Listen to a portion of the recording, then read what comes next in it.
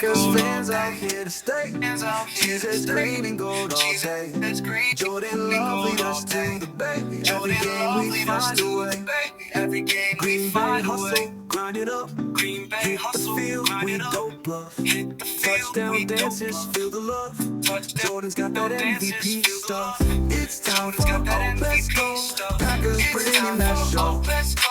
Hello, and welcome to this first post-game Open Cheeze, still working on names, broadcast of our post-game show.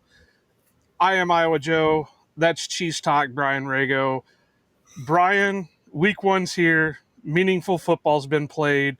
Packers secure the victory. What are your thoughts? Wow, Wow. what a game! I mean, we talked all off season what the Packers need to improve on, and as far as like on defense, and and with the addition of Micah Parsons and losing Kenny Clark, the rotation on the defensive front. I mean, they came out with their heads on fire. That first drive, that first defensive stand was just incredible, and just to see the impact that Micah Parsons made, getting double teamed, getting held, getting chasing down Goff from behind, even when the game was almost already over, he's still out there giving 100%. Chase him down for his first sack as a Packer. Huge. I mean, And I think a lot of people have to realize what's going on with Micah. It's kind of the same way as Malik Willis last year. They've only been in the system for like a week. He hasn't played meaningful football in 6 months. He's going to have to get back into game shape per se. I mean, he's in amazing shape, but he's got to get, back into things. But what we saw from him today shows that they made the right move and went and got that playmaker. But yeah, overall, I think the whole team, outside of a few like hiccups here or there, really showed what they can do. yeah, that front seven. So I think at any time they could be dubbed the organized chaos because they're just everywhere. They're flying around the ball. They're trying to punch that ball out. Regardless, I mean, only thing that I saw that was kind of concerning was Laporta being wide open a few times and some blown coverage at corner. But other than that, they played a really good game.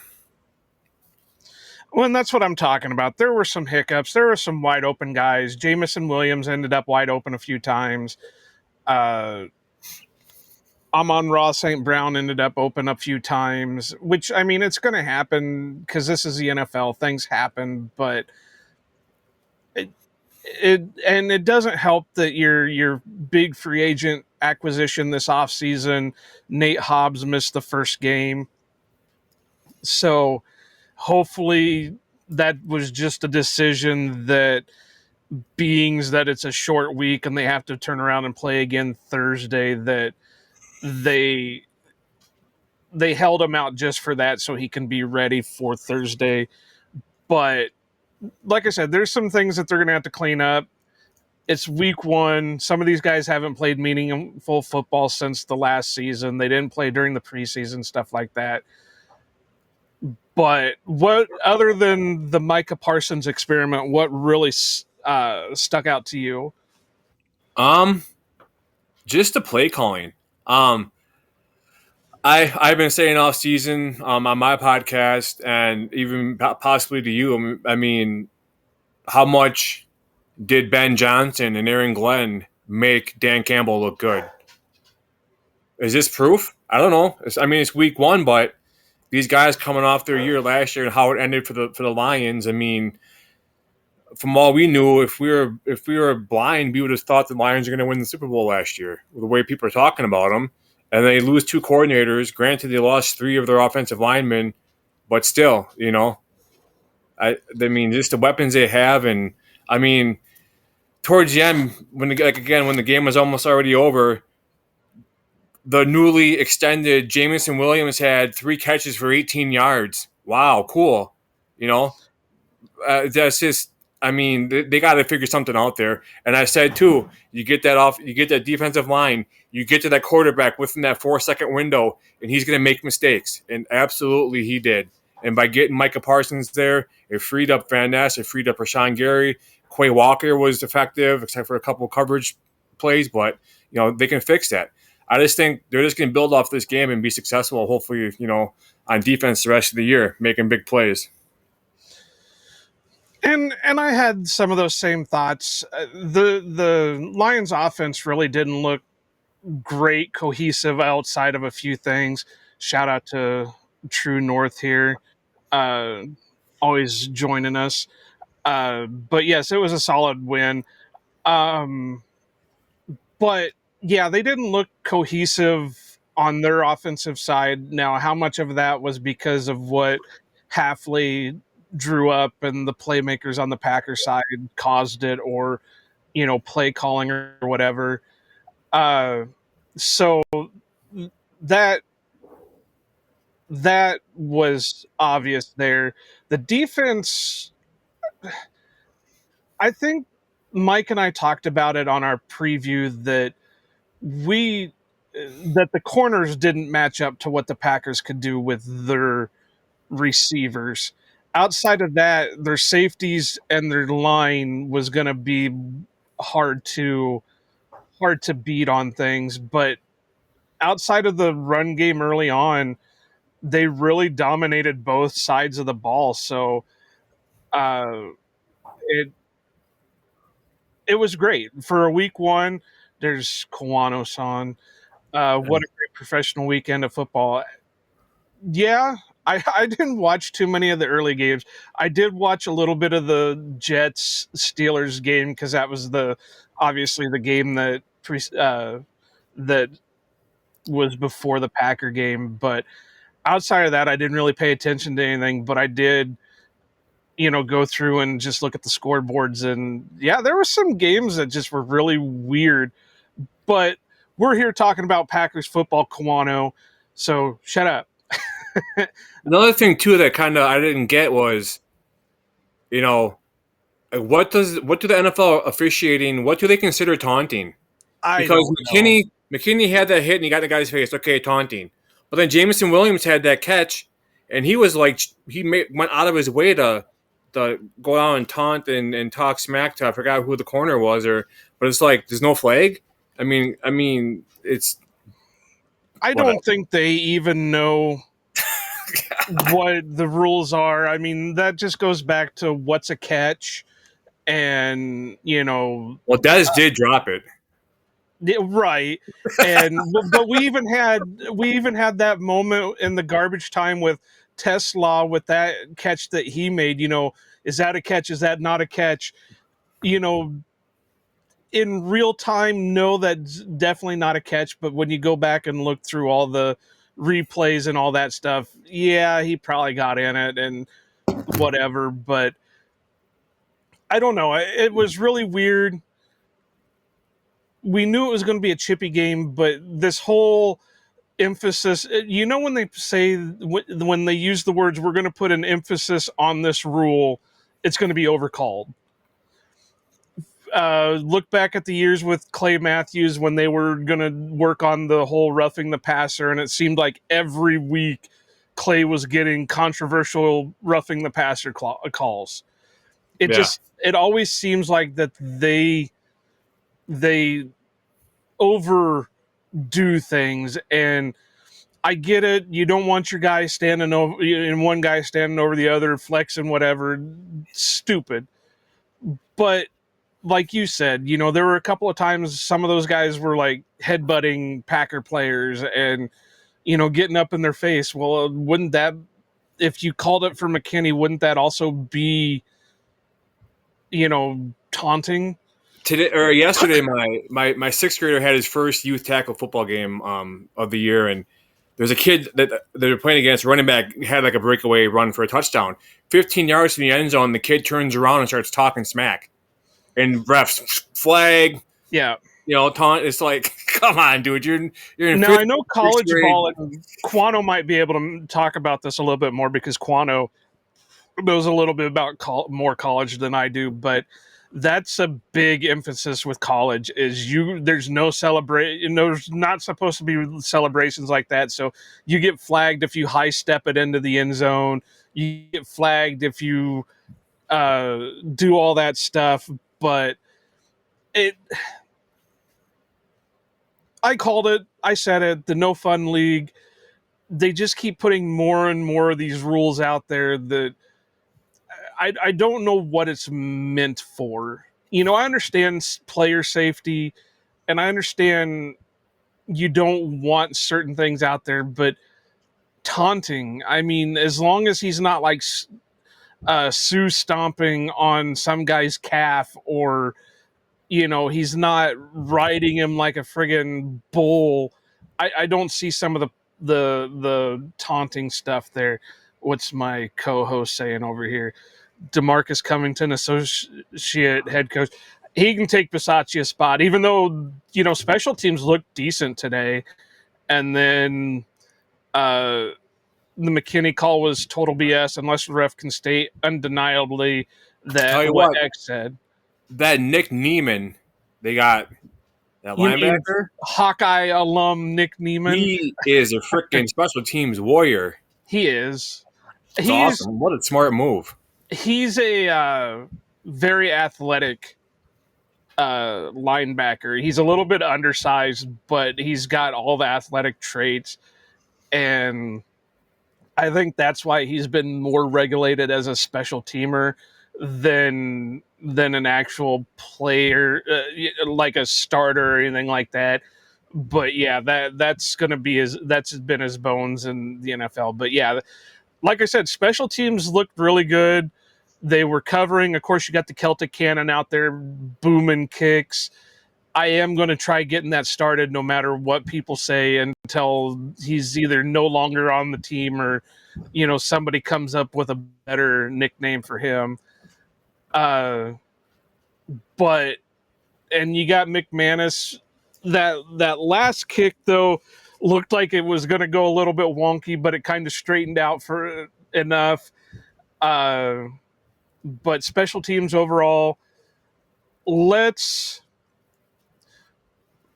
stick with the offensive side. What kind of really popped for you on the offensive side of the ball? Well, my podcast leading up to week one, people. I mean, I just said, we got to keep Jordan Wright upright. You got to keep him up. You got to keep him up. Getting Aaron Banks, I think. Shut up, True North. Moving Jenkins to center, and I just think their offensive line. I mean, it allowed Jordan to make the right read and long enough to make the right read and get the ball, to the open receiver. Josh Jacobs kept on chipping away and finally broke free for a touchdown end of the game. But, he had some pretty big carries, pretty good blocks, picking up the blitz up the middle. No, I mean, everything except for the few drop passes. So one point, and there really wasn't many of those either. I mean, one series went like 3 straight runs. It was like a third and manageable, and they go for something that resulted in a 4th down. It's just, and there wasn't really any penalties, I guess, that stick out besides like Kawano said, the BS pass or the taunting on McKinney. But Detroit, at number 23, he had that Brian Branch pick 6, turned around and then even Hutchinson hitting Jordan Love. And another thing that stuck out was Zach Tom holding up against Hutch. Yeah. That was huge. For sure. I mean, and the thing about Hutch is he's coming off injury. So, is he full 100%? But who cares? They were able to handle him. He played the game. Who cares if he's like look at Jordan. Look at Jordan Reed. His foot was garbage. The Jones fracture. He had a touchdown. I mean, Well, like Kawano and I were kind of talking on our preview. I I don't know how much you can say that he's got I don't know. It's got to be like a minor Jones fracture, if it's a Jones fracture at all, because I don't see how he could be playing if it's as bad as they say it is. Because when we were reading the stuff for the Jones fracture, it's like it hurts if you put pressure on it. You can't you're not gonna heal from it unless you're in a cast for up to 6 weeks or surgery. And it didn't make any sense that they called it what they called it. But I don't know, I'm not a medical doctor by any means, but yeah, like Kawano points out here, it was really just the one drop by Reed and then the one from Jacobs. But that corner pass to Romeo Dobbs, I think he jumped too early. That fade to the corner of the front corner of the end zone, he jumped too early, or else he would have had that time perfectly. But I mean, that's not bad for for having your starters together for the first time. They played, I thought, pretty much perfect ball. I mean, it came out with a victory. For sure. You know, and then like you said, and I called this out on Twitter, that the play calling, just coming out of the half, you run it 3 straight times, you really slow down momentum on that. I do wish that they would have got a little bit more aggressive when it in the second half, just because what was it here? Did they score a touchdown in the second half? yeah, the Packers, Yeah. Jacobs, that's right. So they did have the one touchdown, but they didn't score anything in the third quarter. They scored 10 in the fourth. I but think. I mean, were they already had the game in their eyes? Maybe they already won and just doing enough. I don't know. I have no idea. But I mean, that goes against what we've always heard from LaFleur, though. No, all fucking gas, no brake. yeah. That. So why slow it down? And you also got to be kind of balanced, because you don't want your defense to get too gassed out. So yeah, I don't know. That was really weird. But then they started picking up a little bit more. They started gashing the defense a little bit more with Jacobs. I'm kind of surprised they really didn't have. I mean, they had Brooks out there for a couple plays, but they really didn't have Wilson out there until the final drive or so. So I'm really surprised that they didn't try to mix things up with him a little bit more. Love was interesting. In the past, you would think Love would have took off running a little bit more on things, but he stayed in the pocket. His throws were good. This is something Kawano's probably going to be happy about. His deep passes looked pretty good. He looked a little bit more accurate with the deep passes. I laughed because that touchdown pass to Reed reminded me of the Little Giant scene where it stuck into the kid's face mask, because it was like you're, Jordan thought, you're going to catch this whether I have to stick it in your face mask or not, and he put it right there and hit him right, and that was a great catch. What's Quano saying over here? After Tom and Banks injuries, I get it, but prior to that, it was a little slow and mundane on offense in quarter 3 for my liking. And that's what I mean. They came out of the, they got the stop against, held them to 3 points, and then they just came out and went flat. So another good thing that stuck out was they're marching down the field, Detroit on offense, and right before halftime, Evan Williams got that pick. Yeah. He jumped the route for Amon St. Brown and got, huge, And that'll be something guys like Dusty Evely and the guys that do the breakdown, shout out Dusty, my dude. He's going to take a look at it, because you could see it in real time. A lot of that pick was due to Parsons' presence on the pressure. Goff knew he was coming off hot, so he had to get rid of the ball and threw it right, and Evan Williams made the perfect play on it. So, yep. But another thing that I want to talk about that I thought was a little bit interesting was the rotation that they did on punt returns. first they had Matthew Golden out there, then they threw Jaden Reed out there. I wonder if that's something they're considering throughout the They had season. Savion Williams back there too. Was he on punt return? I know they had him on kick return. Maybe it was kick return, but he looked good returning the ball regardless. And honestly, that's what I thought he was going to be that's why the whole McCole Hardman signing was a little weird after they had drafted Savion, because well, now you don't need McCole because Savion's going to be doing your returning. But I wonder if they're going to continue a rotation or if they're going to just work on that a little bit more and see who they thought was more comfortable. They were waiting for Reed's shot to fully kick in. Yeah, that could be too, but I don't know. I mean, Golden looked good on his lone return. I don't know if I want to keep him back there, being that, quote unquote, on the depth chart, he is listed as the number one receiver. But what do you think? Do they keep a rotation or do they? Why not? Give teams different looks, different speeds, different techniques, different. I think rotation in every spot, if you have dogs back there, isn't going to hurt. Keep doing it until it doesn't do you any good. That's fair. I mean, the only thing that I have against it is, maybe players not being comfortable. Okay, 1 minute I'm doing it, 1 minute I'm not doing it. It could finally get into their head like, well, if I mess this up, then I'm off of it. Well, I think for Savion's piece, I think, he probably sees where he's at in the depth chart. He wants to make an impact, and this could be where he makes his impact. Maybe it might make him comfortable, might give him the confidence to be successful there, But the thing is, with the NFL, they don't get a choice on what they're going to do. They're going to do what the coaches tell them to do, especially seeing that he's a rookie. But, I mean, there's capable guys out there. There is McCole on the practice squad. There is Izzy Abikonda on the practice squad that they could use for it. But, I have nothing against it.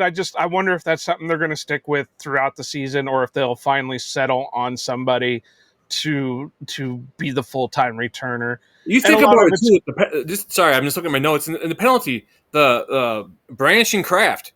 Branch tossing his helmet. I mean, that guy's like a head-hunting merchant. It's like that was one thing that I said during OPE's preview show, that it would be amazing to have Jacobs rushing and just plant Branch with a soul-stealing stiff arm. Kwano, you're going to have to check that, because I think there was a possibility that early on in the first quarter that Josh Jacobs did steal somebody's soul on a block. So I may not have got the stiff arm, but I think he did steal a soul on that. So check that for me. Like pass blocking? Yeah. There was one where he planted a guy. Was it on that throw to was it a 50-yard throw to the Dubs maybe, that he picked up that blitzing linebacker, I think? It might have been. I can't think of it off the top of my head. I just remember seeing Jacobs in pro, and he just hits the guy and drives him to the ground. So right. I don't know if it was on that pass per se, but True North saying no, he doesn't want Golden on returns. And I'm kind of either or, because Golden has a couple of or Golden has athletic traits that you can't not put on the field. So if he can be used in different ways, because he's got 4.29 speed, you can't not have him on the field. And you have him on the field, and he's a legit threat to burn over the top of your defense. You are not going to cover him and maybe even double team him, and then you take away, the double teams on other receivers that, he not necessarily like a decoy, but a decoy. I mean, he's a rookie, but he has that speed to where if you just kind of ignore him, he's going to make a big play. So you have to keep on him to make sure he doesn't get that big play, Okay, so I'm going to answer this from True North, and I'm thinking you're meaning Carrington Valentine, not Ballantyne, but that's because Carrington runs his mouth constantly, and I'm sure that there is no doubt in my mind he's talking trash out there constantly, and he's just I could see him really digging deep into things. If you've never seen videos of him or watched him at like training camp practice or something, he's always, always running his mouth no matter what. So I could see them wanting that. I got to show this one because somebody agrees. Quano agrees with me finally for something. Completely agree, Joe. I hold my breath on every return, but the skill set Golden has from an agility and explosive standpoint is paramount on punt returns. And he catches the punt. And that's the big thing that we've had issues with before is the whole fielding of punts. So it is what it is. So we've talked about offense. We've talked a little about a defense, but we'll go back to it a little bit more. We're not going to stay overly too long. We just want to do a quick breakdown of things. But defensive wise, outside of Micah Parsons, everything looked pretty decent. Lucas Van Ness was getting in on the action. Rashawn Gary was getting in on the action. I do have stats pulled up here, so let me Rashawn get Gary it. had what, 1.5 sacks? Something like that. So I definitely won the over on that one, Kawano. Yeah, Gary had 1.5 sacks. Van Ness had half a sack. Wyatt had a sack. Parsons had a sack. Another guy there, Devontae Wyatt. Yeah. Huge. Huge. And for everybody's questioning of the run defense, and this includes me too, because I had questions about it. They really held up for the most part. I mean, outside of a play or two, uh, they really held the run game down, and they were making plays. And I know Kawano said something on Twitter about this that Edge did miss a couple of plays early on, but it looked like he then settled down. So, uh, once and Quay looked decent. So we're gonna have a hell of a tandem there going through the season as long as everybody stays healthy. Uh, I agree. Lucas earned and deserved a whole sack on his play, but you got Rashawn team scores. Gary already has 20% of the amount of sacks he had last year. One game. and and the thing is what he did to get those stats is he was winning off the bull rush. It showed that he could use his strength, and something Quano and I have talked about for the longest time. He needs to stop worrying about the speed rush for the moment. Worry about your bull rush. Worry about your strength, because that's more your game than your speed is. Once these guys start learning that they can't block you bull rushing, they have to change their technique, then you can start doing more of your speed rush to throw things in there. But until they learn how to stop your strength, keep using it. Keep going. There should be no reason Rashawn Gary has less than 10 sacks a season. Same thing with Lucas Van Ness. Lucas has all the traits in the world, but he wins off his strength. Keep using your strength until they show that they can stop it.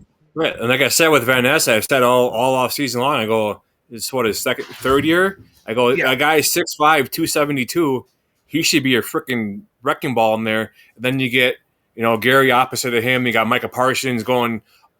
I mean, they're all going to make each other better. And the one thing I liked is to see how he moved Micah Parsons from edge to the nose tackle position, lining up over the center with a rookie. I mean, and it's just crazy. It's just crazy how much one person can come in and make a whole front defense that much better. It is, and I think you're going I to mean, see. the defense is good to begin with, but then you add Parsons, and that there's more eyes watching one guy versus several people. You know what I'm saying?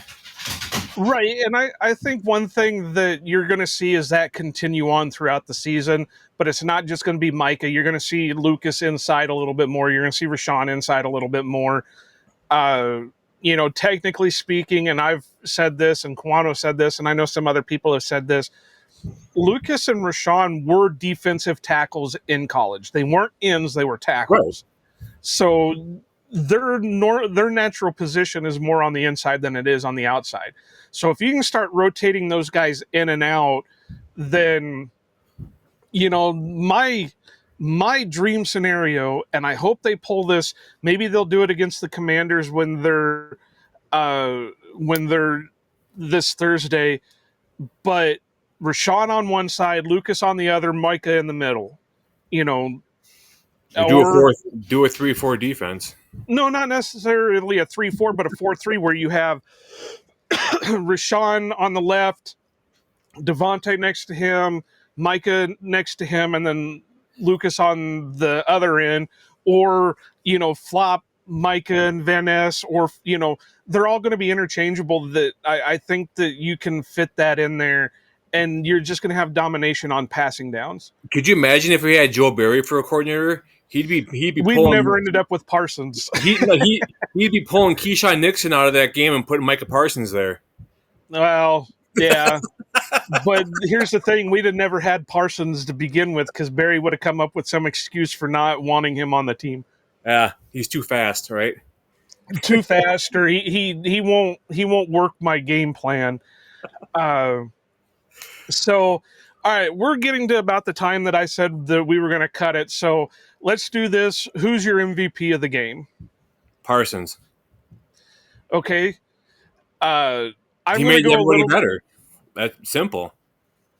I'm going to go a little bit different with it.